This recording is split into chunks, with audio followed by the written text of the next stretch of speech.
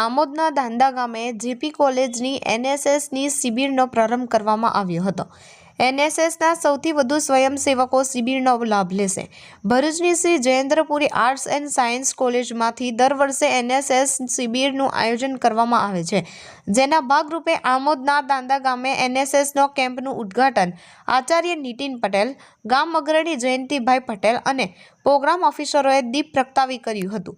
આ તબક્કે ઇન્ચાર્જ આચાર્ય નીતિન પટેલે કહ્યું હતું કે શિસ્ત વિનાનું જીવન અને ભણતર નકામું છે, માટે સૌ સ્વયંસેવકો કેમ્પ દરમિયાન શિસ્તમાં રહે અને શિષ્ટાચાર જીવનમાં અપનાવે।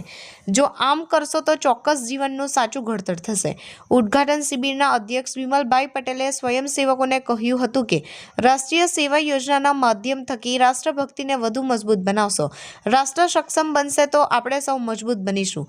આ પ્રસંગે તાલુકા પંચાયત ઉપપ્રમુખ વસંતભાઈ પ્રજાપતિ, સરપંચ ભાવિશાબેન પટેલ, ગામ અગ્રણી જયંતિભાઈ પટેલ, પ્રાથમિક શાળાના આચાર્ય હેમંતભાઈ, જેપી કોલેજના senior program officer doctor Nitaben Patel, Kailas Chaudhari, doctor Parekh, doctor Piyush Chaudhari, Hitesh Vasava, ભૂતપૂર્વ લીડર અને પત્રકાર જફર ગડીમલ સહિત પ્રાથમિક શાળાના ભૂલકાઓ, ગ્રામજનો તેમજ મોટી સંખ્યામાં એનએસએસની સ્વયંસેવિકાઓ અને સ્વયંસેવકો ઉપસ્થિત રહ્યા હતા।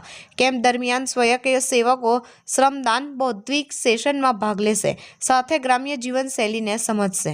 ઉત્સાહપૂર્વક ભાગ લે અને ખંતથી ડિસિપ્લિન સાથે એનએસએસ આપણને ડિસિપ્લિન શીખવે છે। શિસ્ત જીવનમાં શિસ્ત હશે તો જ આગળ વધી શકાય, અને ગમે એટલું નોલેજ હોય પણ શિસ્ત ના હોય તો એનો કોઈ મતલબ રહેતો નથી। એટલે ભણતરની સાથે જે ગુણો કેળવવા જોઈએ અને આપણું ઘડતર થવું જોઈએ એ એનએસએસ શીખવાડે છે। તો શિસ્ત એ અગત્યનો પરિબળ છે આપણા ઘડતરમાં।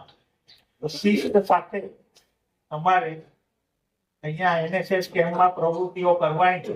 પિયુષભાઈ માહિતી આપી આખા 7 દિવસનું।